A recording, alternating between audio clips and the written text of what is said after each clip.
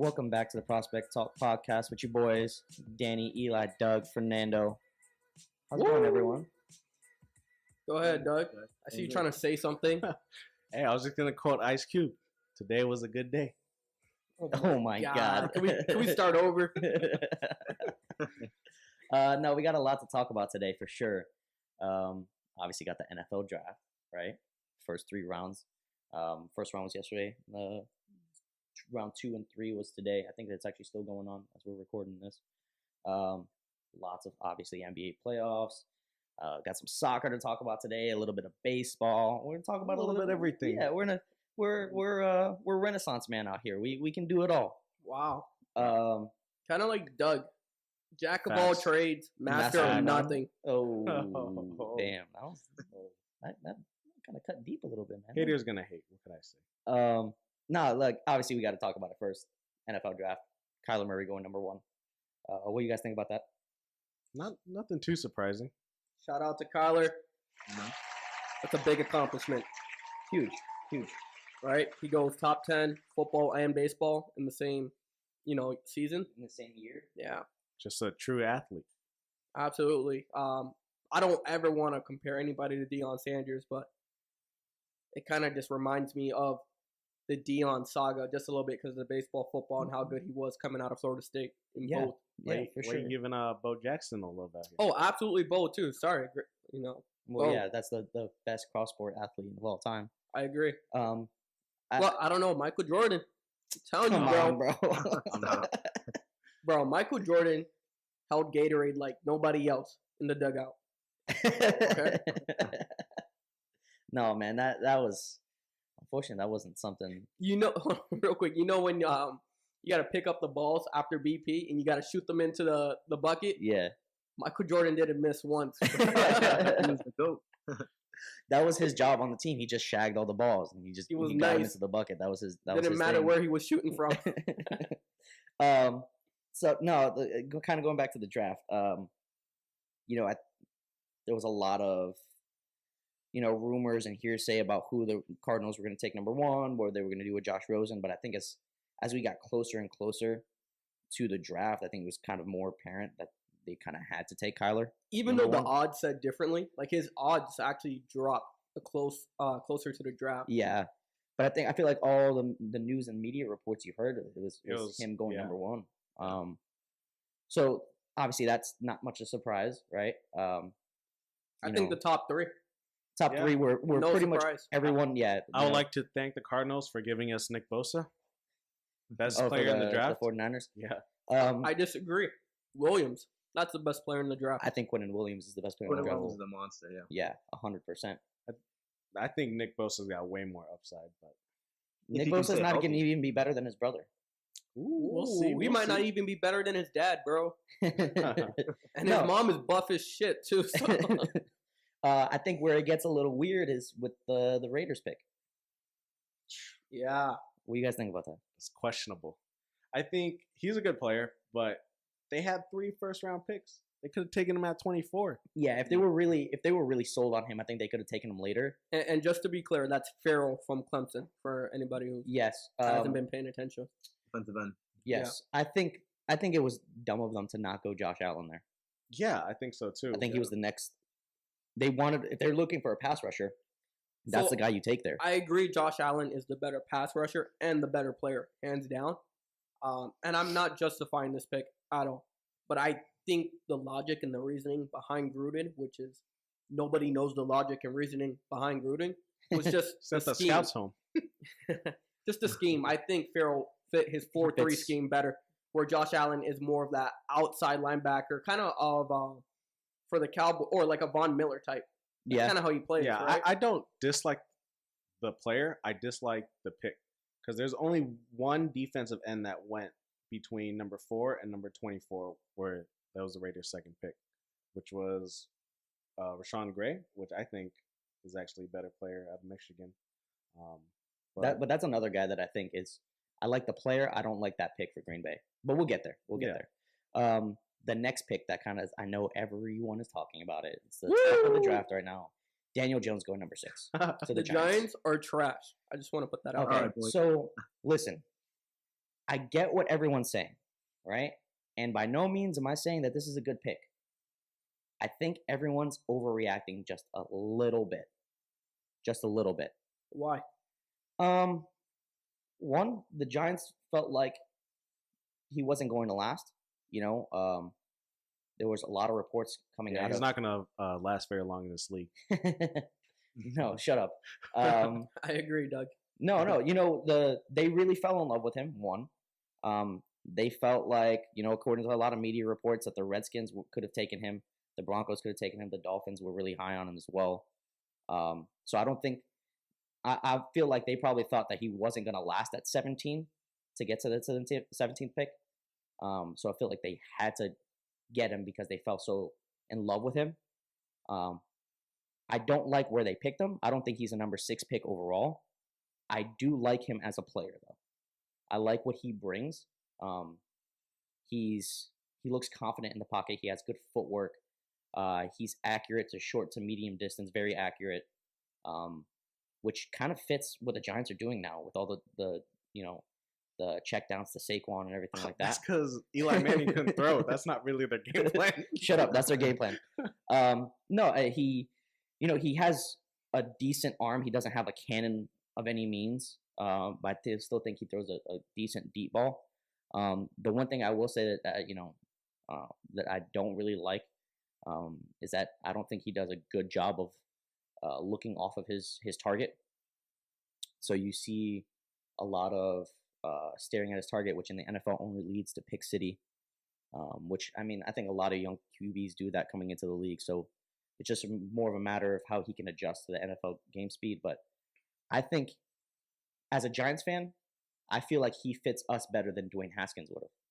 And I personally think people are overrating Dwayne Haskins just a little bit.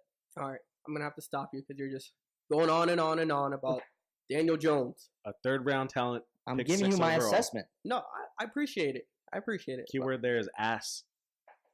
I agree, Doug. Absolutely. No, hold on. Let me ask you, Doug. How many Duke games did you watch this year? 0, because they're trash. Okay, exactly. I actually watched a lot. I'm a Miami Hurricane fan, and they're in our division. And Daniel Jones is not, like you said, he's not a 6th round overall pick. And like Doug said, 6th overall pick, yeah. 6th overall, sorry. He might not even be a 6th round, actually. Come on, that's disrespectful. I'm a disrespectful person. No, I think the latest he goes in this draft, if nobody else takes him, is 2nd round. I think for me, he grades out as a 3rd round talent. I think there's 2 quarterbacks, maybe even 3, that are better than him. Well, Kyler went number 1. He's obviously better. Yeah. I think Dwayne Haskins is better. So I think Dwayne Haskins has a higher ceiling and he's more more athletic, but I think the difference between them is marginal.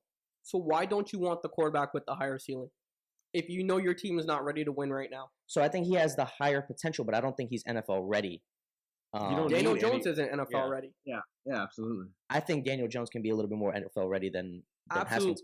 Have you guys seen Haskins' footwork? Well, footwork is coachable. Absolutely. Footwork is coachable. His pocket presence is terrible. That's something you can't coach. He's a great pocket passer, though. That's crazy. He has a good arm. He has a good arm. He has an accurate arm, and he's a great pocket passer.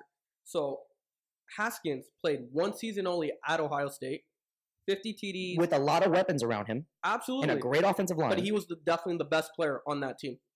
50 TDs and only 8 interceptions. Daniel Jones played 4 seasons at Duke. He only had 52 TDs and 29 total. Yeah. So once again, interceptions. Once again, he had 0 weapons. He played for Duke. He had 0 weapons. One of the worst offensive lines in all of college football. There's a reason why he played for Duke. He wasn't even rated in ESPN Top 100 coming into college. Well, he wasn't. There's a lot of guys that fly under the radar that end up being great players or good players. He's not one of them. He's not one of them. I think he's an average quarterback at best. I don't think anybody is able to fully say what he's going to be. But the thing is, that's why we do this, though. We are trying to the Giants, and you're looking to build choose your franchise quarterback. You don't. Daniel Jones not the guy you go with in this scenario. Like Dwayne Haskins, what he's done in that single year, like his ceiling is through the roof. He has a cannon of an arm. Like it doesn't make a lot of sense. He played in an air raid offense in Ohio State that he wouldn't have been playing with the Giants. One, because they don't have the weapons for that, and he's not going to be playing for the Redskins. That's very adaptable, though. There, you see so many QBs cross over. Look, And you see a lot of QBs that don't only know how to play one system in college, and they come to the NFL and they don't know how to do it at other places. but not the top quarterbacks that have been drafted in the first 2 rounds. Those quarterbacks are drafted this early because they can adapt. I don't know. You've seen a lot of quarterbacks that have been Yeah, busts. you've seen a lot of busts. You see a lot of buzz, but as of lately, in the top 15 picks, there's been a lot of great picks. Josh Rosen.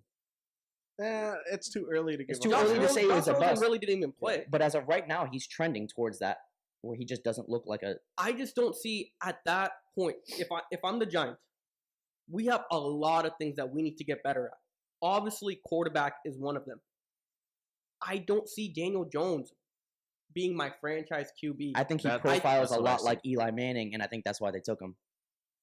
well, that's his best asset because he's a friend of the Mannings. But Same that's coach. that's not a line of thinking that the Giants should be looking at. They should be looking at a guy, who's on the board, who's going to be a better, So let me. So Better me player. personally, I don't believe in any Ohio State quarterbacks. I want you to name me an Ohio State quarterback that's come out in the last 10 years that has been successful in the NFL. I want you to name me a Duke player that's been successful in NFL. But listen, Ohio State is a big football program. Duke isn't, so that's understandable. Last decent quarterback I can remember is Troy Smith. Listen, in the last couple of years, we've had Terrell Pryor, who's a wide receiver in the league now. Oh, Terrell. I forgot about Terrell. Terrell's okay. He's the best quarterback from Ohio State that still has a career in the NFL. True. Because you have Braxton Miller, you have JT Barrett, Cardale Jones. Yeah, but all Those guys are non-existent now. Listen, those aren't real quarterbacks. Those are just athletes who Ohio State put at quarterback. Dwayne Haskins is a quarterback. That is the difference. That's what they said about Terrell Pryor too. No. What? Terrell Pryor was No. known as an athlete. They were even questioning during the draft. Is he going to play coming into wide the receiver? draft, they were talking about him playing a different I position. don't believe in. I'm sorry. I don't believe in any Ohio State quarterback. We'll see what happens. We'll see. And I don't believe in any quarterback that goes to the Redskins because when have they ever been good at developing quarterbacks? I mean, yeah, but that doesn't say anything about Haskins. Of course it does. What, that he Oh, went that- to the Redskins, no, so no, he's bad? No, that's not what I'm saying. I'm saying that's what it says a lot about where he's going to be trending towards career.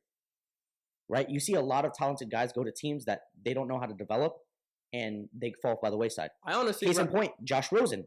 I don't think Josh Rosen is as bad as what he has been playing, but I think that's also because that's attributed to Arizona. But no, I attribute that for him being a rookie because it's a huge learning curve from college to NFL. But I don't think you can in the blame quarterback it position. on that solely because there's other rookies that have been successful. Honestly, I take it to the approach of you got to wait 3 years on the quarterback before you No. could say he's a bust or Of or course. a gem. I don't think, by no means am I in love with the Daniel Jones pick, right? Also, by no means do I absolutely hate it. I think he's going to be an average NFL quarterback. But why would you draft an average NFL quarterback with At the 6th overall That pick high. when there's so many other things you can do? Even if you don't draft So quarterback. once again, it goes back to what I was saying. They really fell in love with him. The Giants obviously must have seen that's something. horrible. He has a high football IQ, so they must have fallen in love with that. See, here's That's where I the have the only problem. team that fell in love with him for a reason. No, there was a Red- lot of reports that as we were getting closer and closer to the draft, there was a lot of reports that teams were liking him more and more, i.e. the Redskins. which is always dangerous. Okay, The Broncos, that was their number 2 quarterback that they were going to go after if they couldn't get Drew Lock. that's because it's And not then a Drew Lock it's in the not a second round. quarterback heavy draft, and I feel like they got pressured into making this pick. Daniel Jones played in the ACC and only won 7 games in the ACC as a starting quarterback. He What? lost 17 times. But he played on a bad Duke team. I mean, sure, but he did not elevate the team at all. I think if you switch Dwayne Haskins and Daniel Jones doesn't do what Haskins did at Ohio State, and Haskins makes Duke a better team. Absolutely. Maybe Daniel Jones doesn't do exactly what Haskins does, but he definitely has a better college career. And then you, at that point, then you look at his better college career and you'll be like, oh yeah, this guy's a certified first rounder. No, but maybe, but he still wouldn't match up to Haskins. Haskins, if you're the Giants, this guy is born in Jersey. He was made to play for the Giants. He grew up a Giants fan. Why don't you want to take him? Give the Giants fans something to cheer about. They're all pissed off. There's so many memes going about the Giants fans right now. Yeah, but I don't think you can take a player based off of the fans because the fans know nothing. Okay, yeah, but I mean, it's No, not but just that. That adds on to it because from what we saw, like he's a higher talent than what Jones is, and if you have all these other attributions to him, he's a Giants So fan. I think that just adds on to the fact you can pick him. there's a lot of intangibles that go into playing quarterback, and I think that's where maybe Daniel Jones might excel. Absolutely. I think Haskins has way more intangibles and a way bigger upside. I think right off the bat, he's ready to play in this league versus Daniel Jones. No. Once again, I'll go back to his footwork. He has terrible footwork. His dropbacks are absolutely Footwork is atrocious. coachable. Exactly. Athleticism is not. Absolutely. Yeah, but Daniel Jones is not a winner. I do not want him on my team. He's not a winner. That's you can't say that about him. That's based off of his team. Football's Tell me a team the last game. good quarterback that's been drafted that has a losing record in college. Name me one good one. There's not. I guess He has a losing mentality, bro. Oh my I don't want him. god, that you can't say that. That's harsh. I get that you absolutely hate the school Duke. Like I get that, but you're being extremely biased now. You can't say that he has a losing mentality when you don't even know the kid. Two, you can't. You're blame getting the school. so defensive because you know it's a bad pick and you don't know what to say right now. No, I don't listen. I already said it. I don't think that's where they should have taken him. But I don't think he's going to be a bad player in the NFL like everyone is saying. I don't think Here's where I have the biggest issue right here. They had Ed Oliver on the board at number 6. They took Dexter Lawrence at number 17. You telling me you rather have Daniel Jones instead of Ed Oliver, who's the 4th best player in this draft, when they ended up taking the same type of player, number 17, who has a way lower ceiling. So here's the thing. This draft was so heavy with pass rushers that I think at 1 through 32, you could have gotten a decent pass rusher in the league. So I don't think that's not to Ed Oliver's. not to Ed Oliver's caliber, but I think you can get a good pass rusher other points in the draft. I think. But why pass up on a blue chip player? What I wanted, like an average quarterback. What I wanted as a fan is I wanted to see them improve the offensive line for Saquon. So I wanted Jonah Williams, who ended up going to Miami, I believe. 11 to Cincinnati. Yeah. Cincinnati, sorry. That's, I think, would have been the smarter pick for them. And then you take Daniel Jones maybe at 17. Because I feel like he maybe profiles maybe better as a mid to late first rounder. I just See, honestly, if they would have done that, I would have been perfectly fine with Daniel Jones. That would have been pick. good. But I think they got pressured, like Eli said. I think they got pressured because they felt maybe another team was looking at him, and they really, really wanted him. I honestly believe they're going to be picking another quarterback next year. I don't see Daniel Jones starting in this league for more than 5 seasons. Dave Gettleman came out and said he doesn't have a problem sitting Jones for 3 years. That's so stupid. It just you puts wasted that pick when there's so many better options for that team. You have to take what Gettleman says with a grain of salt because it's just he also said that they weren't going to be taking a quarterback in this draft. True. So he's one of the most unpredictable. Yeah. He's not a good GM. You guys need to get rid of him.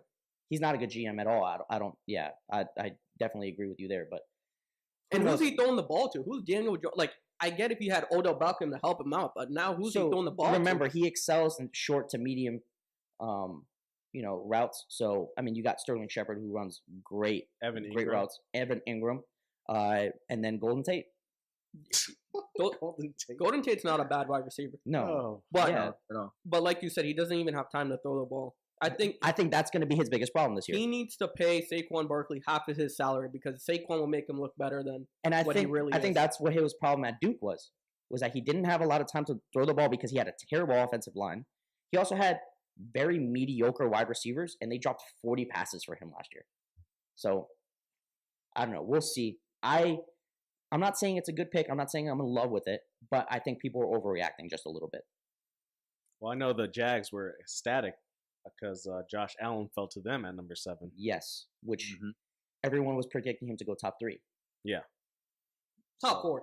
Top 5, I would say. Because I think 3 was pretty set on Williams, Boza. I know a lot of people it was had a either toss-up between Quinnen and Josh Allen going either 3 or 4. I've seen that a lot. But, yeah, I didn't expect him going all the way to 7. So, Josh Allen, I love the pick.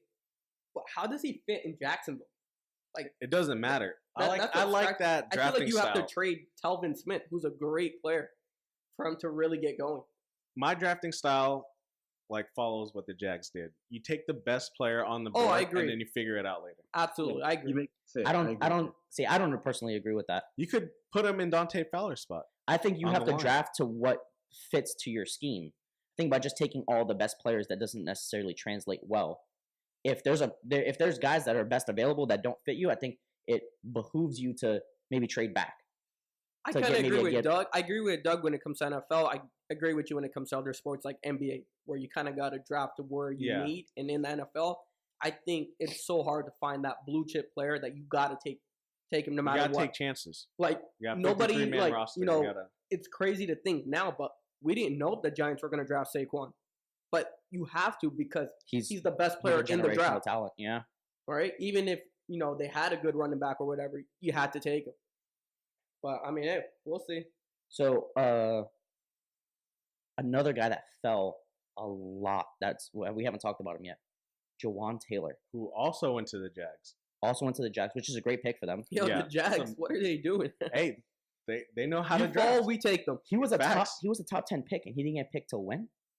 To second round, pick I think number something's 3. going to come out. Something Has to happened be. that 35, teams yeah. know of. There has to have been something that's gone on in the pre-draft interviews or something like that.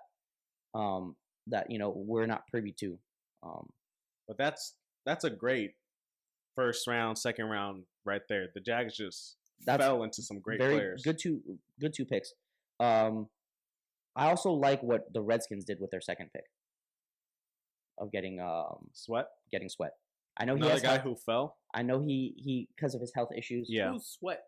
I don't even know who that is. Montez Sweat out of Mississippi State. Okay, gotcha. I Yeah, thought yeah. like you were saying that was his first name. I'm like, Oh. Sweat? Who? I'm Oh no. like, what? No, Montez Sweat. He has his heart issues, so I think that's what attributed to him falling. Also, some work ethic issues. Well, rumored work ethic issues. But I think he's going to be a very good player in the NFL. And kind of going back to the Daniel Jones versus Dwayne Haskins thing, I think that's so good for the NFL to have two quarterbacks taken by two division rivals and two guys that are probably going to be starting against each other pretty frequently in their careers. I was just thinking, sorry to go back, but how about the guy who won season tickets for 100 years to the Giants? He's probably pissed the fuck off right now. Yeah. Oh my god, dude, that's crazy. First, he won season tickets for 100 years.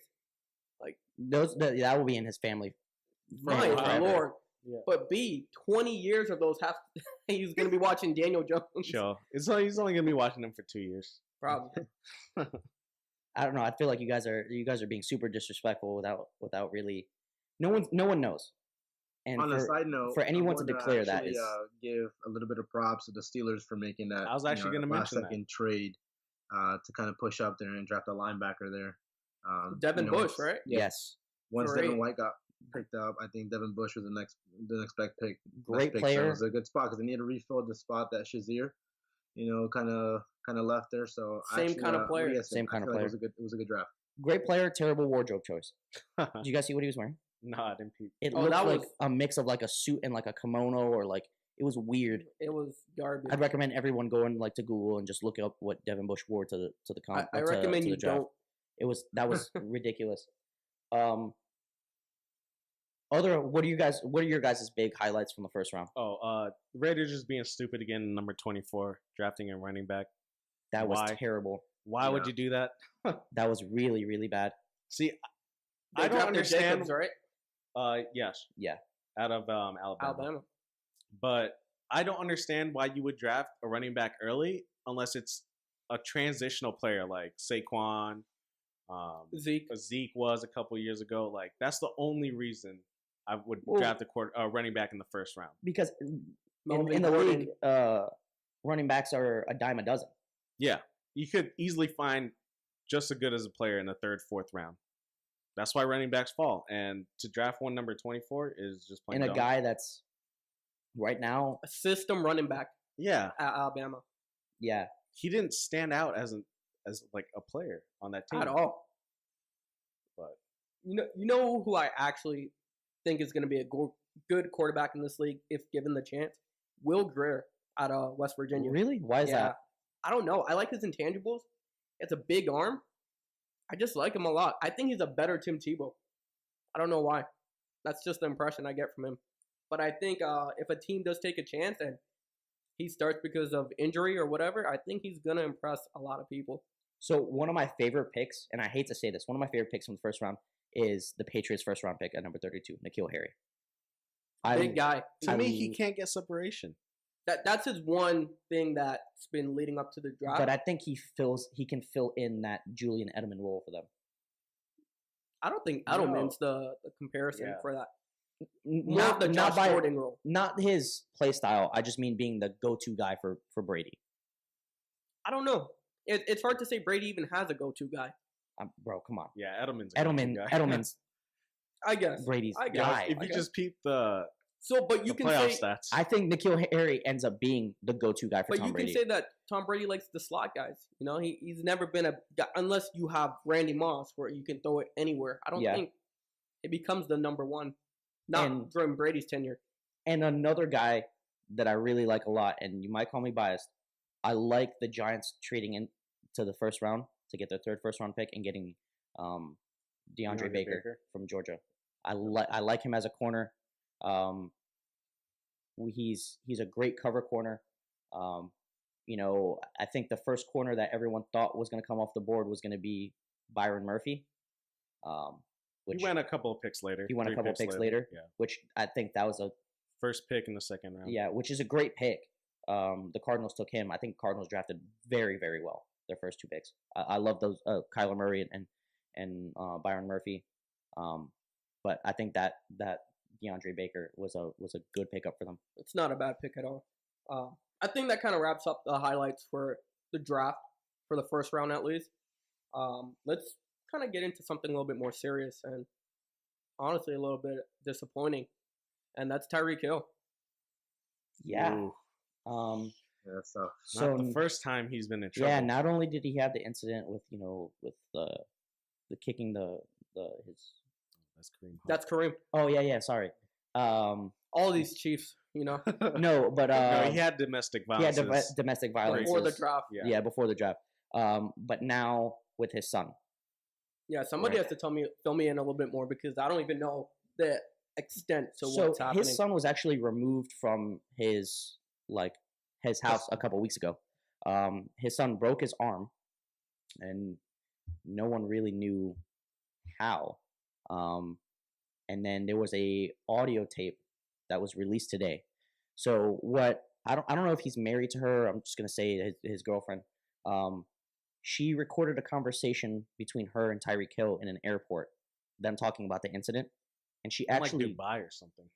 Yeah, I don't know where it was, but she gave that audio file to one of her friends for safekeeping just in case, and somehow it got passed around and it got released. And in the audio, you hear her talking to Tyreek about what happened with their son, where he called his son downstairs to, mind you, I think his son's like 3 years old.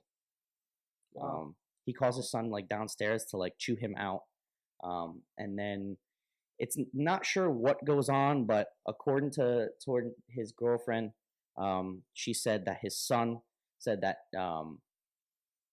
his dad Tyreek was the reason for his broken arm. When he was asked, he said Daddy did it. So after investigating, that's what led to his son being removed from their home, and here we are. That's real So sad. the entire audio clip is I think 11 or 12 minutes long. But I mean, who knows? I don't want to jump to conclusions. In the audio tape, he does admit to hitting his son with a belt. Which is, I get people that want to spank their kids. I mean, I was spanked growing up, but with a belt, that's a little excessive. Oh, you never got the belt? Oh no, I did. And say I could tell.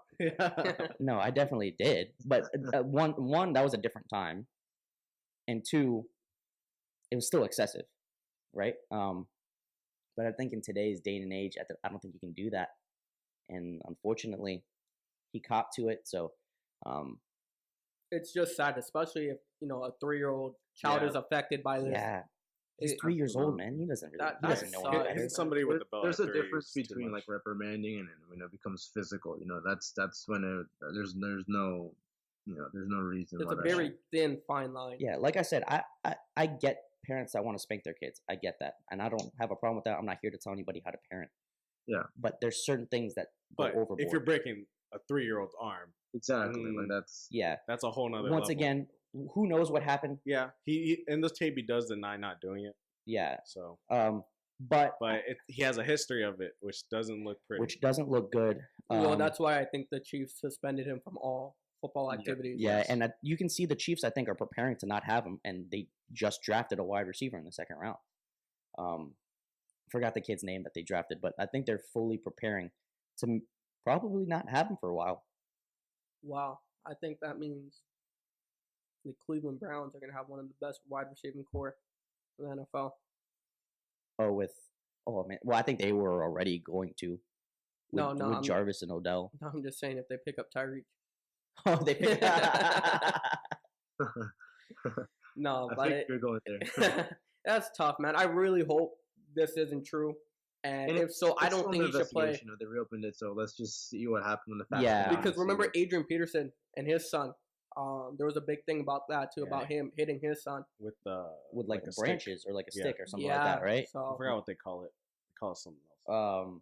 yeah, Like I'm a switch hoping. or something like A that. switch, yeah, Yeah, I'm yeah. just hoping for the best for both parties right now. Yeah, me too. And who knows? It could turn out that maybe he was reprimanding him and the kid fell and broke his arm or something like that. You don't know. I don't want to sit here and like make allegations or anything like that. But it is a tough situation. Absolutely. Our heart goes out to the kid too. Yeah. As a 3-year-old, you don't want to be going through any of that. I mean, I'm sure that's something that's can be potentially traumatizing. Yeah, and that's a big loss for the Chiefs if they have to replace him. That Huge guy, loss. that production that he produces it's crazy. Oh, I mean, he's Over 1,000 yards for 2 straight seasons. yeah, and I think last year's when his 2 seasons ago he had his coming out party. Last year's when he really solidified himself as one of the top receivers. 12 TD catches, and- 1,500 yards receiving. Didn't he lead the league in plays over 50 yards as well? Absolutely, yeah. Hey, he averaged 17 yards per reception. That's crazy.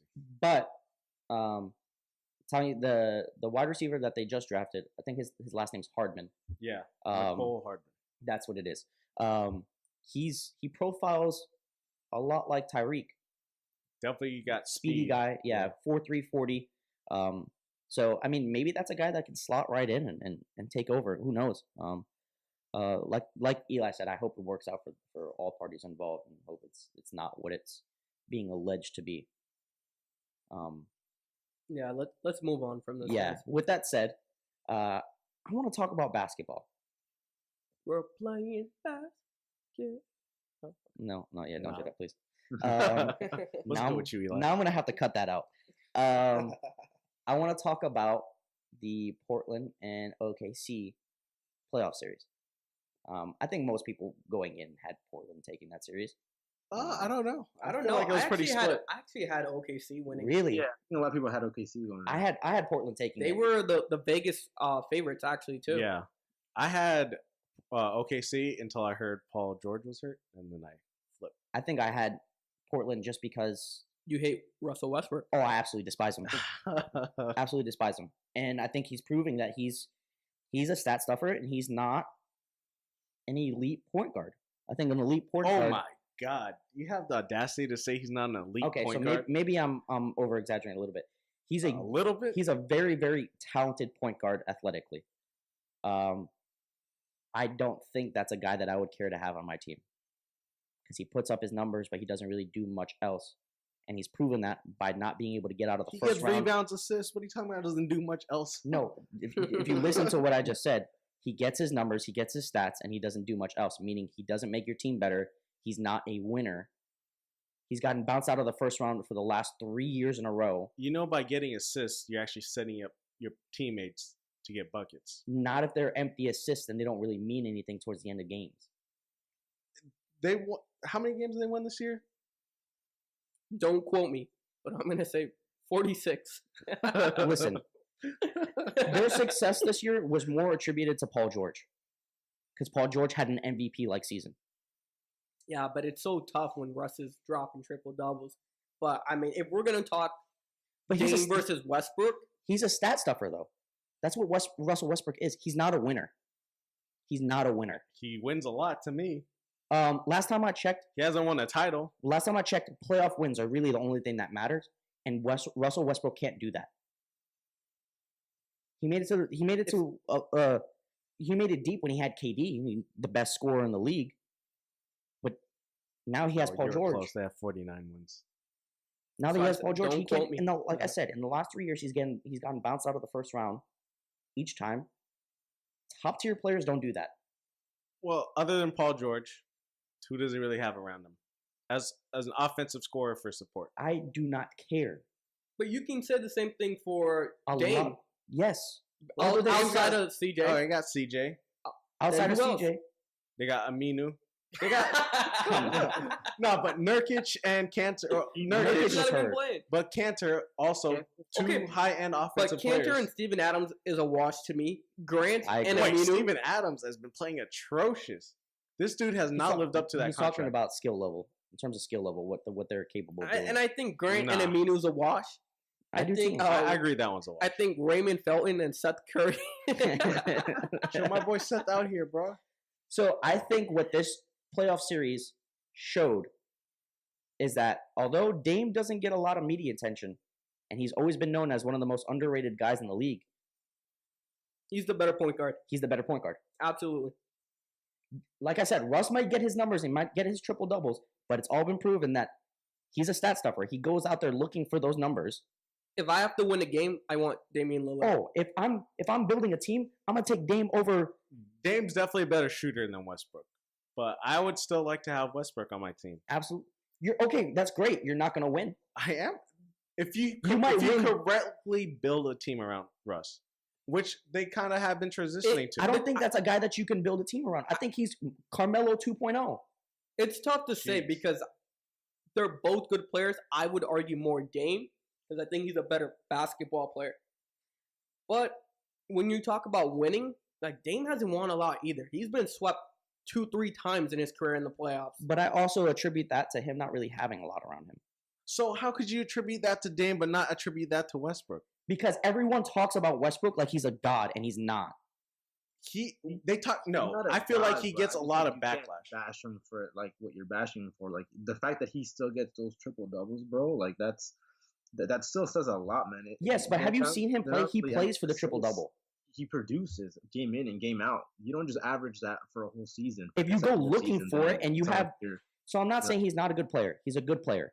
He's a very athletic player. He's a good basketball player. But if you're a good basketball player and you go out there looking for those stats, that's what happens. I don't I know. mean, I can't name too many other players who, even if they go out looking for it, could average a triple double. For 3 straight seasons, that's tough. Yeah. That's real tough. I think when you have no one around you, it's But let me ask you this: if he doesn't get those stats for those years for the entire year, does OKC end up getting the record that they do? they don't You because know? they're actually a better team when he averages the triple double. Exactly. But See? but if the conversation is Damian Lillard versus Russell Westbrook, I still have to go Damian Lillard. I think after this playoffs, he proved it. He proved proved it. I'm not saying it's a huge margin. I'm saying it's close. But I No. would still prefer after having- this playoffs, there's only one point guard that I take ahead of Dame, and it's Steph. I That's take high Kyrie. praise. I take Kyrie over Dame. I actually would take Dame. I think Kyrie, after this last stretch in Boston, he's proved that he's not much of a team player. We'll see. Kyrie's been balling, and nobody's realizing, but he's No, balling he's, right he's now. ball, he's he balling balled right now. against the Indiana, who really has nobody to defend him.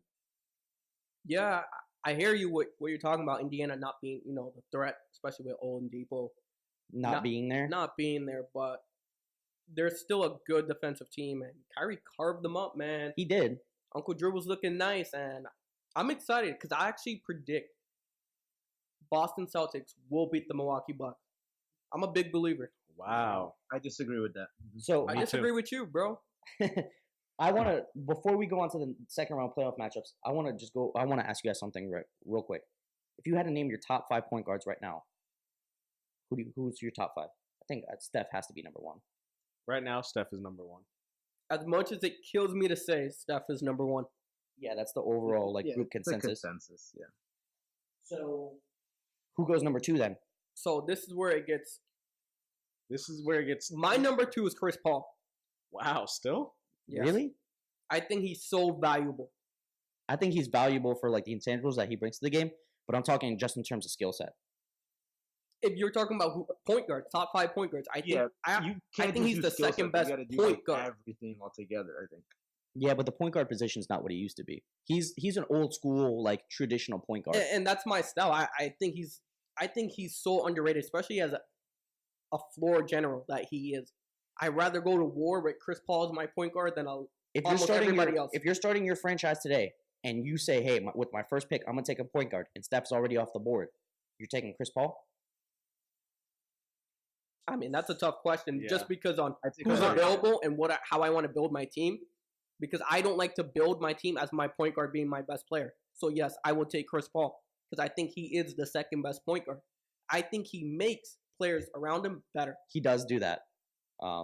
Versus where there's point guards like Kyrie Irving, Damian Lillard, Russell Westbrook, where I don't know if they necessarily make players around them better. So that's why I like Chris Paul. Let's say Chris Paul and Steph out of it then. Where do you rank those 3 guys? So Kyrie, Russ, Dame. I got, you just said it. Kyrie, Russ, Dame. No, I'm sorry. Kyrie, Dame, Russ. Yes. I agree. Really? I agree. So I would go Steph, number 2 Russ, number 3 Chris Paul, number 4 Kyrie, number 5 Dame. Okay. What do you got, Nando? I would go Steph 1, and I gotta go Kyrie 2, Russ 3, and Chris Paul. Bro, that's 4. He was getting ready not to say the 5th one. And then Peyton. Ricky Rubio. But you see what I'm saying? People still rate Russell Westbrook high, and I get the triple-double's flashy. I get it. But this is what I'm going to attribute to, right? Everyone likes seeing the triple-double. Same way in baseball, everyone likes seeing the home run, right? You got a guy like Chris Davis that's, for the last 4 seasons or whatever, he's hit 40 home runs and 100-plus RBIs, sure, right? But he can't hit anymore. Wrong, Chris Davis. Oh, we're talking about different Chris Davis. Yeah, I'm talking about Oakland A's Chris Davis. Yeah, but that guy can't hit anymore Yeah. too. Orioles, I was like, what are we talking about Orioles Chris Davis? No. Oakland A's Chris Davis, he hits a home run, it's flashy, whatever, he gets his numbers, but he's still, that's it. That's all there is to him. That's a different sport, though. But I'm just contributing it to, you can get your numbers and be considered a good player, but for me, if you're not out there actively winning, or especially in a game like basketball where a single player can take over, if you're not actively winning, if you're not able to take your team deep on a playoff run, I'm sorry, but I don't consider you elite. Okay, but that doesn't mean you can't position, or build a team like what Paul George does for that team. Like Paul George is like the clutch gene for that team. So you can get the production you get out of Russell Westbrook for the entirety of the game. But if you're looking for more of a clutch factor, you can build those pieces. So you're telling That's me exactly right. You're telling me you're ranking Russ as high as he is without him being able to be clutch? Well, I think he can't shoot. That's what hurts him from being clutch. Exactly. Okay, that's a whole facet of the game that's so important in the NBA right now that he can't. Can't do it. I think it's not like he can't shoot. What you overlook is all of the other things that he does on the court and for his team. Yes, that's what builds him up so high and kind of. He chases his numbers. That's what he does. It's tough because I feel like there's so many styles of point guard and the way to play that position, and I think all 5 of them are different, and it's kind of what you prefer. But just to sum it up, Westbrook sucks. Dame is better. All right. Anyways, and Eli's a bum. Yeah, you have to throw that one in there. 3 truths of the world. So we kind of got into it a little bit. Let's talk about the second round matchups, right? Being that we're talking about playoffs. Let's go where I left it. I got the Celtics in 6 over the Bucks. I got the Bucks in 6. Why do you have the Celtics in 6? Okay, Milwaukee Bucks, great team, great year. They remind me of the Atlanta Hawks maybe about 3-4 years ago. Have one of the best records, great team, just never been there. And that's where I think the Bucks are. They have no experience in the playoffs, and I think that's going to really hurt them when they face a Boston team who's done this now for a couple years with guys who are ready to win now. I think the X factor of Giannis can be handled by Brad Stevens and how he throws bodies at him with Jaylen Brown. I'm not saying you're going to stop him. That's what I was going to ask you. No, I'm not saying you're going to stop him. But you can contain Giannis. There's tape on there to contain him. I'm telling you, Brad Evans, if there's a coach I will bet my money on Brad Stevens to find a way to slow down the production, make other people like Bledsoe, Middleton, let those guys beat you. And I like Kyrie in the playoffs. He has the highest winning percentage in the playoffs more than any other player in NBA history. So I think what it boils, one that helps that he played with LeBron, and he didn't make the playoffs before that. Over average of 75 games, he has the most. So my X factor in that, to be honest with you, I don't know. I think it could go either way. Who plays Kyrie? I mean, who plays defense on Kyrie? Who plays defense on Bledsoe. Kyrie? Bledsoe's a good defender. I'll give him that. He's a good defender. He's a great on-ball defender. There's no way he's locking him down. Not on the He run. won't lock him down. You can't lock great players down. But you You can make them ineffective. I don't think he comes close to even making Kyrie ineffective. I think he makes it harder for Kyrie and makes him work harder. But why I like Boston is because of the depth as well. I think they're deeper than Milwaukee. When Milwaukee has to go to their bench, I don't like guys like DJ Wilson. I'm not a big fan of George Hill. Mirotic has not been the same since he's left the Pelicans. I don't like their bench, and I think the bench is so big when it comes to playoff basketball. No, and I think the Celtics, are known across the league for having phenomenal depth. They're deep, bro. And Gordon Hayward is balling. Have you not been watching him play? He's balling. He is balling. I think they're all piecing it together. But for my sake, I hope Kyrie gets bounced so that way he can have a sour taste in his mouth and go to the Knicks. Oh, Kyrie's gone no matter what. Kyrie won a championship and was talking about leaving. So that doesn't matter. No, I think that series can go either way. So let's just get a definitive answer. Close series. I'm Celtics in 6. What you say, Danny? I think I got to be with you, Celtics in 6. I got Bucks in 6. Nando. I gotta go with Doug on this one. Bucks in 6. Ooh, you guys want to put some money on it? Let's put lunch. All right. Oh yeah, let's put lunch. Put a FanDuel ask entry the on. fans. Yeah, Buffalo Wild Wings. Buffalo Wild Wings. B-Dubs, this is a sponsor right here. We're shouting you out. You can pay us the money after. just make the food free. Yeah, and we're there. What other second round matchups? Let's stay in the East. Got the Raptors and the Sixers. Woo! Come on. I think the Raptors wipe the floor with them. I don't know, wipe the floor. That's a hot take right there. I think they wipe the floor with them. I don't think like a sweep. 5. 5? I got us in 5 or 6. 5. I want to say 5. My heart says 5. I think this whole thing is going to ride on how Embiid plays. So he's not why healthy. That's what Embiid is not healthy, and the trade for Marc Gasol is why. Yes. That's such a great trade right now. One of the most underrated trades that happened this season. Yes. Because we got him for this series right here. That big body on Embiid. Exactly. And I think with Kawhi's going to play defense on Ben Simmons. Ben Simmons is locked. He's done. Yeah. He is cooked this series. And it's all going to ride on Jimmy Butler. And unfortunately, Jimmy Butler is another guy that's not a winner. Jimmy's not that guy. He's not that guy. Jimmy. And I think boy, that hurt the Sixers more than helped them. Pascal Siakam. He's playing great ball. He's a beast. They call him P Spicy. Who calls him that? Who calls him that? I've never. Don't worry, it's something in the 6 that we do. But it's P Spicy. All right, I'm letting you guys know. Okay. Watch that boy ball. No, he's good, man. I like him. The thing when I see Toronto, I feel like they have pieces there that can kind of not lock down, but they can defend. Tobias Harris, they can defend Embiid, like you said, that they can actually withstand. The Sixers. Danny Green, we're deep. Van Fleet, Norman Powell, those guys coming off the bench are good players. Yeah. What I like about the Raptors is that everyone can do everything. Everyone on that team can score the ball decently well. Everyone can play defense. Like everyone, I feel like it's a well-built team. It's a very, very well-built team. I like the Raptors too. It's a shame that Kawhi's going to leave after the season. Yeah, but that's a very, very well-built team. You take the chance if it gives them a chance to win this title. I think Drake is giving him stock in OVO, so I think we'll be all right. What happens if they win the title? Does he stay? He stays. No, he doesn't stay. No, actually, I think it's weird. I agree with you guys. If we win, he's definitely gone. But if we lose in the finals, I think he stays.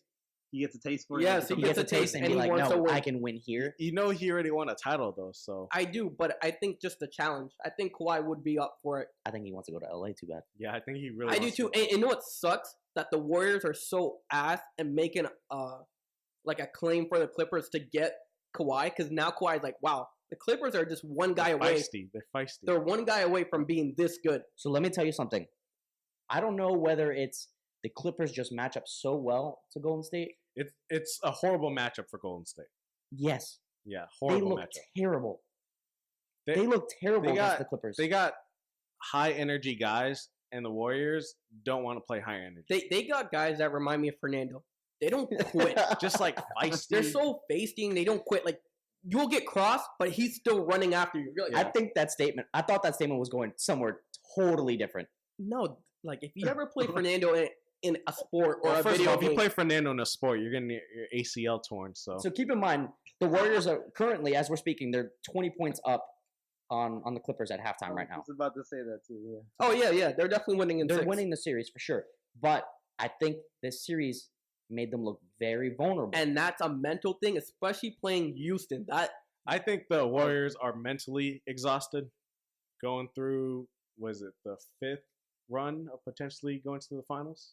I think No, they won 2 in a row. They lost 1, and then they won 1. so. Who do you think fifth. takes Houston versus the Warriors? I think Houston. after this series, Houston in 6. Houston. Houston in should have 6. won. I gotta in go 6 my last year. Warriors. Yes, I gotta we go keep my saying this Warriors. every year. Warriors Yeah. in 7. Houston should have won last time too. Warriors Houston in should have 7. won in 6. CP3 going Shoulda, out coulda, woulda. affected. That I think Houston has that series, and I feel like Houston's playing very good basketball right now. Yeah. I honestly think the title is going to come down to Toronto and Houston. Yeah. And it just, in my opinion, Yeah, I don't see And- anybody. but other you know than what? The Warriors, Houston. I think in that making kind it of to the matchup, finals. I think I got to give it to Toronto. Wow. I think if right now, hey boys, Hey. let's pack our bags. We're going to Toronto. I hear the 6 Mid-July. cheering from here. as of right now, I think Toronto's my favorite to win it. I don't know. I was really high on Golden State going to the series because they're Golden State, of course, but they look terrible. I think the Clippers really, really just showed how mentally weak the Warriors are, and they're just not themselves. And I think No, them they're losing Boogie was We have a yeah, really huge. big blow. we have no depth at all. none. No None. depth.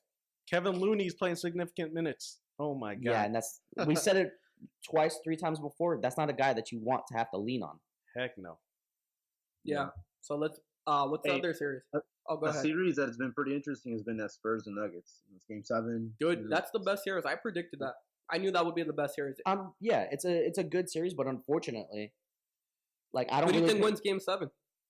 I think I got to give it to San Antonio. Just the Look, experience alone. I don't think the Nuggets have a go-to guy where they're down to Joker? who gives them the ball. Joker's not a go-to. He's guy not a to me. go-to guy. No, I think their Not to go-to get guy. that big bucket. Their guy is Jamal Murray, who I think is capable Oh of my- hitting that shot. If you're depending on Ah. Jamal Murray at this stage, He's not a bad player, bro. I just think he's an above average player. I don't think I've he's seen an you elite take player. him 3 times a week on your FanDuel Yeah, he's a good player. lineup. So what? He's do you just think? not an elite player. Oh, He's no, no, not, but I no. think he's capable of making that big shot. I don't think he is. I think their best bet of making a big shot right now is Gary Harris. No, I don't. Oh, that's Gary Harris- disrespectful. He ended off the year, I think, was it on the slump? Or maybe he came up a little bit towards the end, but it's not been a good Gary year. Harris Yeah. is playing nice this series. He's playing okay. I Yeah. think Denver has so many guards. They have a rotation of like 9 shooting guards. It's Nice. ridiculous. Like they're confused. They have Will Barton, Gary Harris, Mike Beasley, Tony Craig, Monte Morris. I will say about Will Barton though, he's a guy that you always have to account for because if that guy gets hot, that's a guy Yeah, that he will can take go that off, shot. yeah, for sure. He'll take that shot and he'll make it if he's hot. He's been benched this series though. He's been playing Just so because bad. they have so many rotations. But he's a crazy. spark plug kind of guy. Like you put him in a couple minutes early on, he starts getting his rhythm in. They'll ride him for the rest of the game. He has that kind of talent. So let's go around the room. Danny has the Spurs. What do you have, Doug? I have the Spurs. Nando.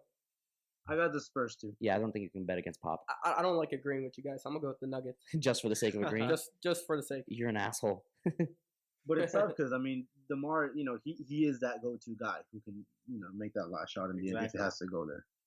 Yeah, and like I said, I don't think you can bet against Pop in a Game 7. It's hard to bet against Tough. Pop in a Game Definitely 7. tough. And so let's say the Spurs win, which we all predict. Mhm. They play Portland. What do we think? I like Portland. I like Portland too. I like San Antonio. Yeah, I don't think Portland has. I don't think Lillard can carry them. And maybe with CJ playing nice, I don't think they have enough. So I gotta go with San Antonio. I don't think. Really? I don't think And San Antonio doesn't have enough to me. Exactly, and I don't think they have enough to stop the two-headed monster of CJ and Dame. I disagree. Derek White is emerging in front of our eyes, guys. That's not even their real point guard. It will be soon, man. The guy can play. I'm telling you. Monte Murray's nice. I like the system of San Antonio. I just like it. Speaking of Derek White, did you see when he popped off for 36 points? Bruh. And they asked Pop about him. He was like, "Yeah, he's okay."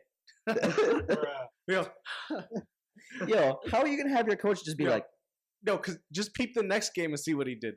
That's why. But the thing with San Antonio, it's like that with every player. Like it's a different person every game. And you gotta understand that. How many times has Pop been here? How many times has he been in this position? He knows how to place the guys. Right now, his roster is lacking if you compare it to past years.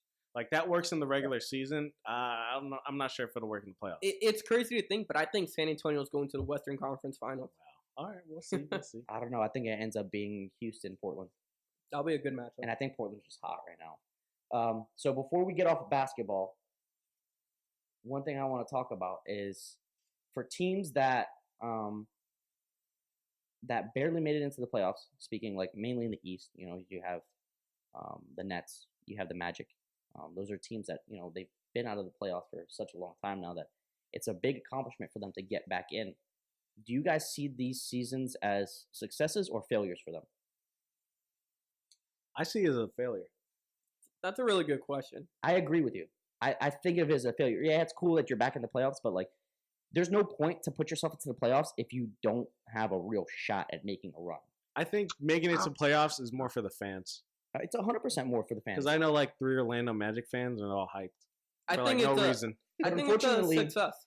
Unfortunately, Orlando Magic fans aren't really good basketball fans. I know 2 or 3 solid ones. In a city with a population of how many? Yeah. Well, I'm just saying. saying. I mean? Like, it's great that and it's good for the city and it's good for the fan base, but it's bad for the team. They wasted their time by trying to push for the playoffs instead of trying to lose games and trying to get a better draft pick and get better. Yeah, exactly. Because unfortunately, it's not a free agent destination, right? So you can't really expect to get better through free agency. You have to get better through the draft and by trading and things like that. So them going to the playoffs, and now the worst place you can be in the NBA is in the middle of the pack. Exactly. And that's where they are. And for the Nets is a little differently. Yeah, I think it's case by case because I think you can group. Go ahead, Eli, go ahead. No. You say what you have to say, bro. I was gonna say I think that's a little bit more the case for Orlando. Yeah. Because they don't have maybe like that, like a player like the Nets might have now with, D'Angelo. They're in the middle of the pack, and who are their guys? Aaron Gordon, they got to build around. Yeah. Each. But at least with Brooklyn, they have one of the most improved players in the league who's gonna. He's a superstar now. Gonna continue to have a good production there in Brooklyn. He's on the road. I think it's a little bit more the case for Orlando than it is. It's more of a success, I think, for Brooklyn. Yes, that's Orlando's fault though, because if you think about all the good players they traded away, Elfrid Payton, Oladipo, Tobias Harris, those are all significant players that could help Orlando. Well, I think that's also because they don't develop talent well. Unfortunately, I feel like RIP, but that was mostly the owner's fault. Trying to trade away to get Ibaka, trying to compete with like players that aren't ready to compete. Yeah. But to answer your question, I think it is case to case. So like I think for Magic, Orlando, it's a failure. Because you guys make great points. Like they're in the had middle no pack, business, and yeah, they had no business in the playoffs. The only way Orlando can get better is landing Zion. They won that first game, and that was their championship. Yeah. That was their championship. Yeah. Everyone was so hyped in Orlando for that game, and it's unfortunate. How's DJ Augustine starting point guard for a playoff team? He's not a bad player. He's not a bad player, but he's not a starting point guard either. He's a good. Not on a championship team. No, he's on a championship team. I think he's a 2-3 point guard. But for the Brooklyn Nets, I think it's a success. I think it's so a too. step in the right direction, and I also classify teams like the Clippers in that little bucket where it is a success. To make the playoffs, they're in big markets. Yes, they're a free agent destination, which helps. Yeah, exactly. So free agents see that and they say, okay, they got D'Angelo Russell, who this year was his coming out party, really being like, yo, I'm the man. Like, this is what it is. Being in Brooklyn and New York, it's a great destination. Let's be real. That's more attractive than the Knicks. Yeah, and I saw something where Devin Booker wants to now push a trade to go to Brooklyn because he's a really good Wow. friends with D'Angelo. Yeah, Can you imagine that backcourt? I'll be filthy. No defense, but filthy. Filthy. yeah, no defense. It's Brooklyn. Yeah, for Brooklyn, I classify it as a success. For Orlando, it's a big failure. Yeah, agreed. Unfortunately. To kind of switch gears, guys, you know, we're gonna talk a little bit about baseball if you guys are cool with that. Yeah, I'm always good with talking baseball. There's a couple of rules that are maybe on the horizon here, maybe some proposed rules. You guys heard about the banning the shift change? Yes. So, I mean, it's been heavily rumored for a little while, but I think it's starting to gain more steam. I like like it. spring training and like now. I like it too. I love. I think first of all, baseball for so long has been losing fans and just hemorrhaging fans because it's not as exciting anymore. People want to see offense. Banning the shift leads to more offense. I agree too. And to me, like all the proposed rule changes are for the betterment of baseball, so I like all of them. We'll go into them a little bit, but Yeah, There's some that I don't like. It's tough because for the betterment of baseball, if you put it in that perspective, it might be better from a marketing aspect. But if I'm a team, I don't like it. If I'm a GM, I don't like it because that's a tactic that you use to win. And I'm all for having. But I think that's a case by case basis too, because Well- you can be a team that absolutely gets killed by the shift because you have so many guys that are dead pull hitters. Then I credit that to the other team for doing the scouting report and using that to their advantage. Yeah, That's but just if the you're game. but if you're a GM, you're gonna be loving that rule change because you're like, oh damn, my Yeah. team would I thrive think, without I think a you shift. need more like the managers hate it. Okay, manager, whoever. So I just think from a It's a team clear distinction. perspective, I don't like it. I like being able to use tactics to win the game. It's a chess game sometimes baseball is, and I think that's a important piece in the game that coaches sometimes go to. I think just in terms of offense, I think it's good. You Yeah, wanna see more so I offense in mean it's baseball. good for offense and marketing, absolutely, I agree. But if you're trying to win a game and you can make this out to win a World Series, but you're not allowed to do a shift anymore, this guy drills one right to where you would have somebody place. That sucks. That's a piece in the game. That's a tactic. I guess. I don't know. The way I feel about that is the other proposed rule change with the 3-batter minimum.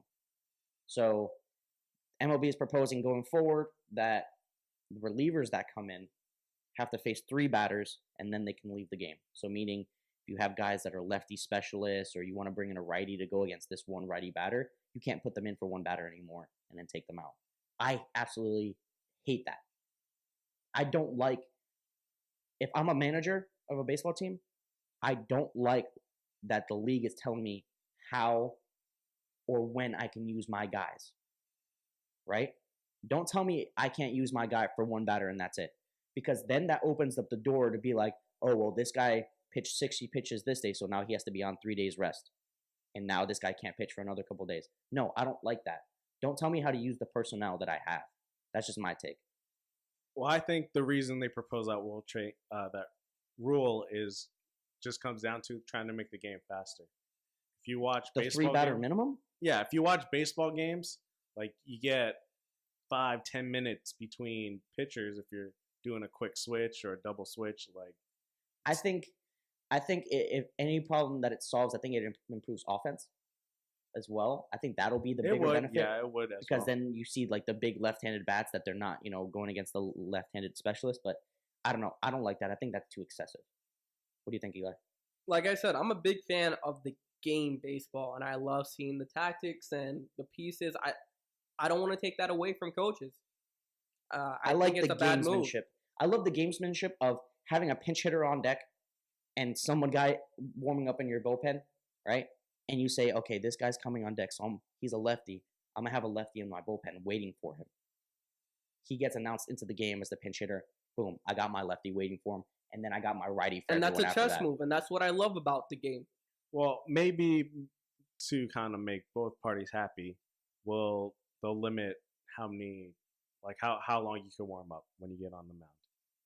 Once again, I don't think this rule is meant for pace of play. I think it is more pace of play. I think that's the most of reason why they have the pitch clock. I think most of the rules they propose is for pace of play.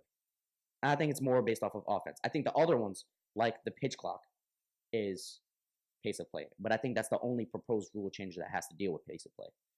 So pitch clock, something that's been experimented with in the minor leagues and spring training. I don't like that either.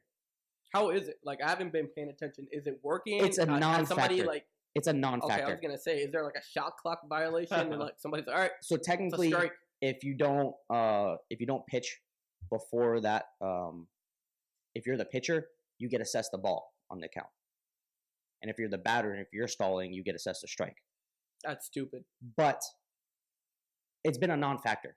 And in all honesty, it's a 20-second pitch clock or whatever it is. That's a few extra seconds here and there is not going to change the game from going from 3 hours and 15 minutes to 2 hours and 45 minutes. It's not going to make that big of a difference. You know what makes a big difference? Replay.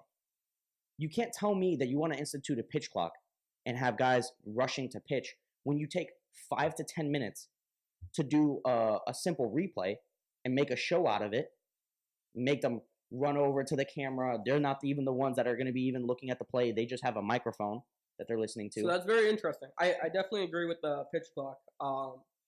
I don't think it's much of a what soccer factor. would call VAR. You're not a fan of replaying the play. I'm okay with it.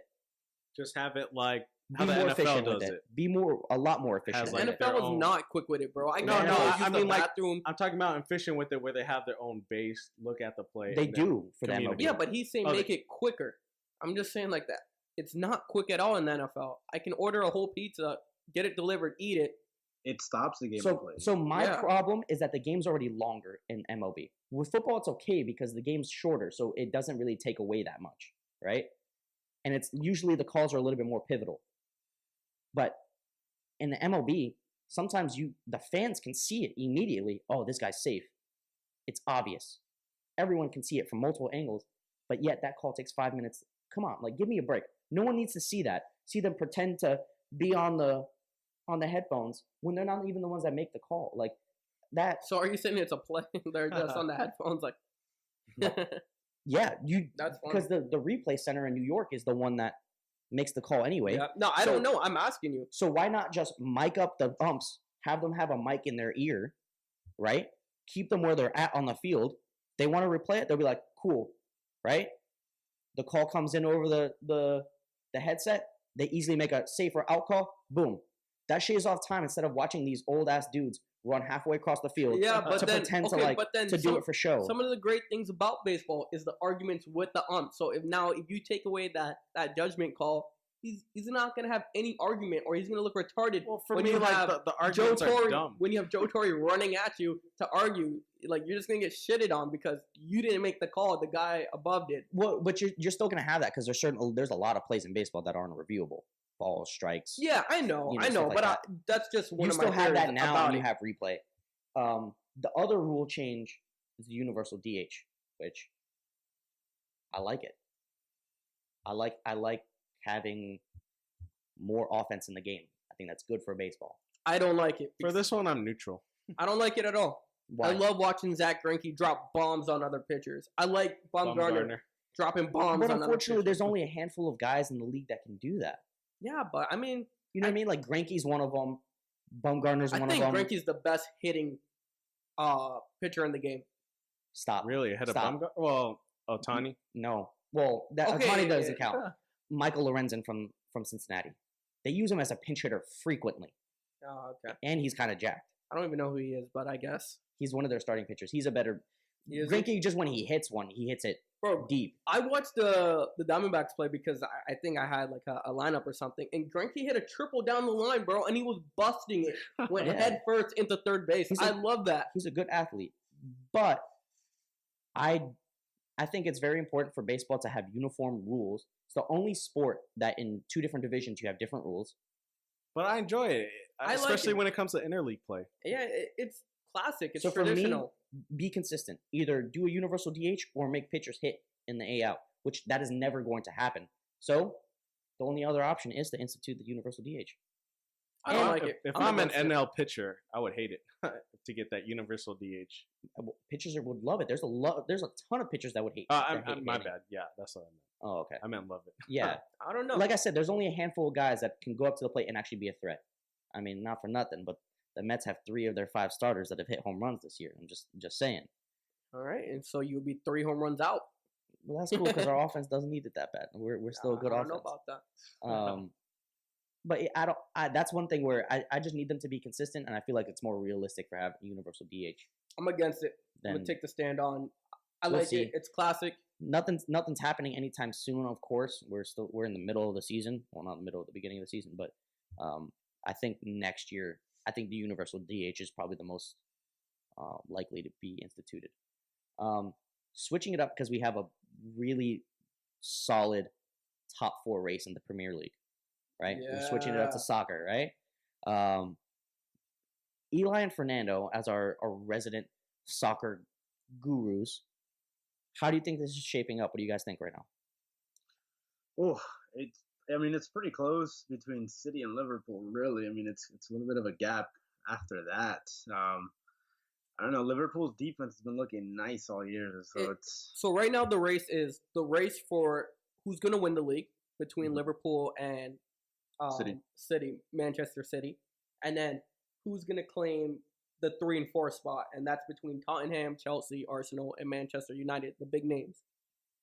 And honestly, it looks like Tottenham will get number 3, so it's a race for that last spot. And why it's so significant is because whoever gets that 4th spot gets a spot in the Champions League next year, right? And right now, Chelsea has 67 points, Arsenal has 66, and Man United has 64. They both have about 3 or 4 games left. None are against each other.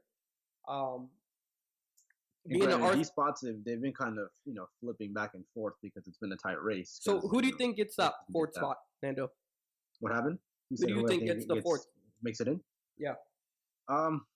My heart wants to say Arsenal, but down the stretch, I'm gonna go with it. I'm gonna go with Arsenal. I feel like they're playing nice. They're playing pretty smooth. I just don't want to see Chelsea in there. I hate Chelsea as well, but I don't trust Arsenal. They've lost 2 of their last 3 games, and they've lost them ugly. You guys are haters. Go for Chelsea. Get out of here, bro. You can't tell me those blue uniforms aren't fire. They're not. They're really not, man. Not at all. No, I don't think so either. They're fire, bro. But I don't think you can pick a If team they were based off fire, the you would uniforms. own one. I do own one. That's a lie. All right. I want you to post a picture tomorrow. I mean, who do you see? I feel like Arsenal could squeeze in there in the end. I mean, what you got them squeezing in too, or do you have United catching up? What? I have Chelsea. I think their experience. I like Eden Hazard. I just see them winning their last 3 games. Where Arsenal, they're really bad playing away from the Emirates, which is their home stadium, and they have 3 away games. So I don't see them getting it done. They do, but I don't know. Something tells me they're gonna creep in there. I just want to highlight something real quick. Talking about Eden Hazard. So I know the Team of the Year just came out for the Premier League. Do you think he was one of the ones that got snubbed? Wow. So it's weird. So if you guys don't know, I mean, you guys know Eden Hazard. He's arguably one of the best players in the Premier League, in the world. He's actually one of my favorite players in the world. He did not make the Team of the Year for the Premier League. Which is an insult. It is, but the guy who they have instead is Sadio Mane, who's having a crazy year for Liverpool. Yeah, I think that's just a testament to the amount of talent that's in that league. Yeah, absolutely. To have Eden Hazard not make it this year, and Mohamed Salah. Yep. Speaking of, we got Sterling instead of him today, he first player in the Premier League to hit 20 goals this season, I think. Yeah. Did you guys see that? It was a nice little chip in that he had. Yeah, Salah's good. I don't like him. I think he's disgusting. Like as a person. But jeez. Yeah, I just don't like him, and I have my own reasons, which we won't get into. But to not see, I can respect him as a player though. To not see Salah and Hazard, someone who would argue 2 of the top 3 players in the league, and actually the third one is Harry Kane. Yeah, who's known as probably maybe the best striker, did not make this team. It's crazy. And I mean, and all those guys, even if you aren't soccer fans, those are all noticeable names. Very like those guys. You are see Harry names. Kane partying with Tom Brady. Yeah, like I don't know. I think that's so. I get you have the aspect that you have to evaluate based off of pure skill, but I think that's bad for the Premier League. That looks bad to have 3 of your most well known guys. Yeah, not make it into that like squad. I think that's a little rough. It's a little rough, but is it a testament of how deep that league is? Yeah, it has to be. Yeah. So now, I think another pretty interesting piece is the fact that out of these 11 players, the number of players that came out of these two teams, Liverpool and City. I think all but Pogba came out of Liverpool. Yeah, the whole City team is split in half: that's Manchester City and Liverpool, and then there's Paul Pogba by himself. Yeah, That's pretty crazy. I mean, that's a testament on how great they're playing. But I'm looking at Fernandinho, and I'm like, I think N'Golo Kante has a case there, but I think that's just because of for defensive midfielder, yeah. But other guys that I see could have made it in, maybe Eriksen or maybe De Bruyne, and in the back, I feel like a really good pickup last year for City was Laporte from Bilbao. He was a pretty good pick. He's been playing very nice. Absolutely. You know what sucks though? City got bounced out of the Champions League. Ooh, we called it though. I called it. Did you call it though? Did you really? I did. You know why? Because did you call it and then not call it and then call it again? Barcelona's gonna, I think, take it this year. I think Nando's version of calling it is being like, I could see it happening. It just playing the fence and be like, yeah, I could see that happening, and that's him calling it. Yeah, facts. You don't really know what you're getting with that. It is. All right, but look, when you look at these final schedules here, I mean, Barcelona, I think they have what it takes to beat Liverpool. Even though the only thing I'm concerned about is a counterattack. But besides that, I think Tottenham is gonna beat Ajax, and then Barcelona is already beaten Tottenham already. So I'm completely different from you. I think Ajax. I love the story of Ajax beating Real Madrid, beating Juventus, young team, a lot of no-name players. I think they beat Tottenham because they're not that impressive, and I think Liverpool beats Barcelona for exactly what you said, the counterattack. That's where Barcelona sucks, and their defenders are getting older and slower, like Piqué. I think guys like Mohamed Salah and Sadio Mane are going to attack. Yeah. So, Eli, in your vision of the Champions League final, who do you have winning it? It kills me to say this because I hate this team with a passion, but Liverpool? Nah, I can't do it. I got Ajax. I got Ajax. I really wanted to. I was literally filming him, waiting him to say Liverpool's going to win it. I like the Leicester City story. The underdogs, I'm going with Ajax. If you guys could see Eli right now, he's legit sweating because he just doesn't want to. He doesn't want to say it. I can't. You can't put those two words together. So I mean that's awesome. But, I think. Yeah, go ahead. Go ahead. No, I was gonna say. Do you guys have it? I know you guys don't watch crazy amount of Champions League, but for what you do you have a prediction? I mean, I got it. I think Liverpool. I think I have. I think you're right. I think they're going to win up their matchup with Barca, but I think they end up winning it all. I can see it. Wow. Yeah, I would have to go Liverpool too, just because of the way they're playing right now. It just sucks saying the word Liverpool. But I have them playing Tottenham. Okay. Yeah, I have them playing Tottenham as well. I think Ajax's story kind of ends right there. It's nice. They run out of juice? I think they run out of juice. Okay. But I wouldn't be upset if they won. So the last soccer topic that I wanted to ask you guys about, see how you guys felt, is Kylian Mbappe wanted to stay at PSG. Yeah, that's a heartbreaker because I'm a Real Madrid fan and I really want him to come. We need a striker, even though Benzema today is the best number 9 in the world, the way he's playing.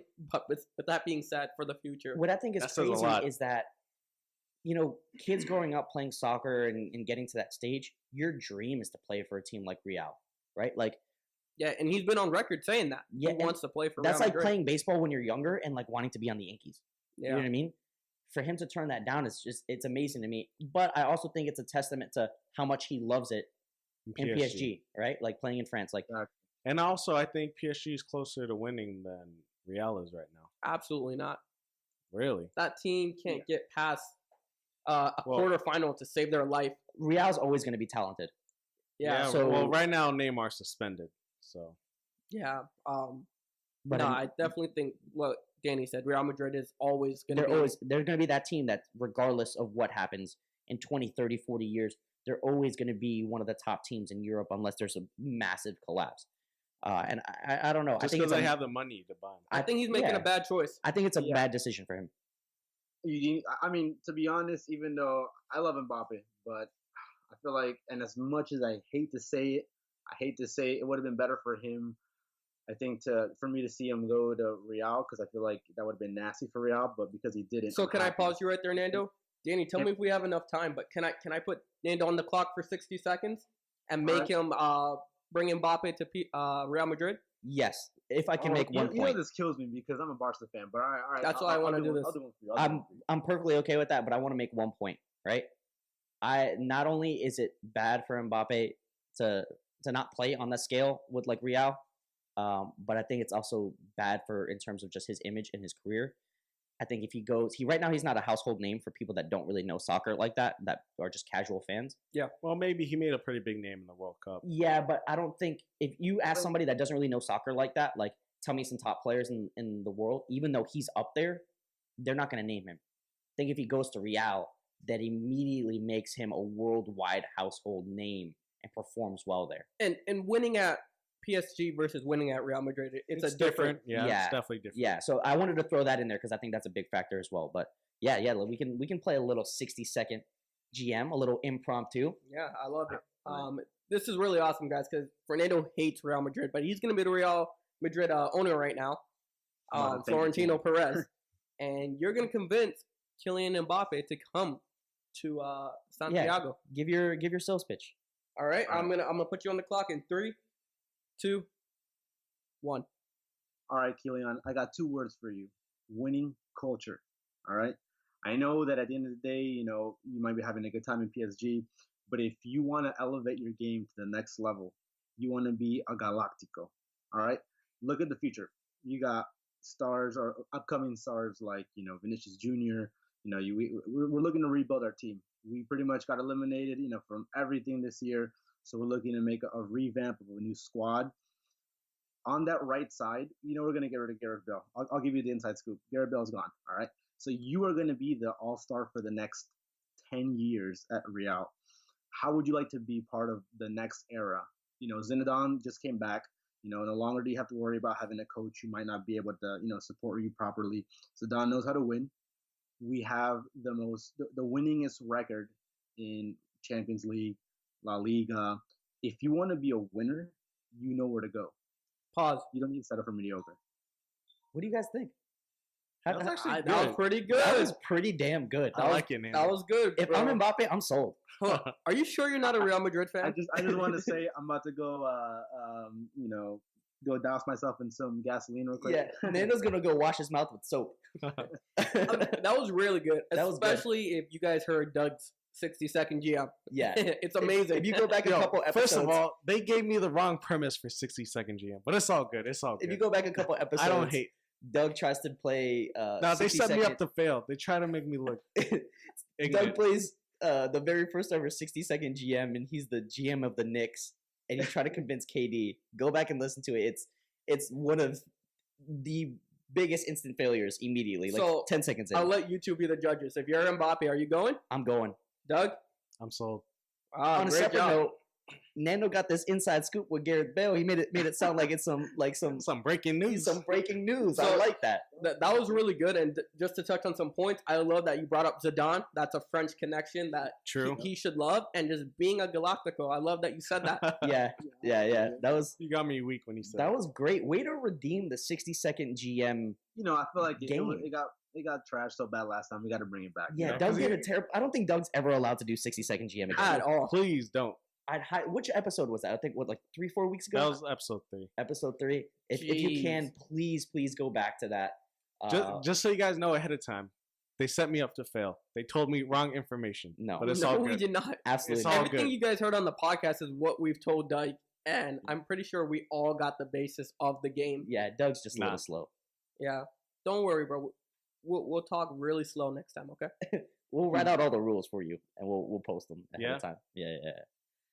With that being said, thank you, everybody listening this week. Right? Got a lot of topics out. There's some stuff that we didn't get to cover. We ran out a little bit of time, but hopefully we'll be able to talk about it next week. You'll catch us back here next week. Catch us on our social media. Once again, Prospect Talk _. Website coming soon. Definitely. Make sure you guys tune in. Follow us on Instagram, all the sites for sure. Appreciate it. Yeah, I was the highlight for Instagram last week, so you got to meet me a little bit. Yeah, I think this week we'll be featuring. That's kind of funny. We lost 4 followers last week. I was wondering why, but thanks for reminding me, Doug. We'll be featuring Eli, I think, this week, so be on the lookout for that. Once again, Thank you for listening. Peace. See ya.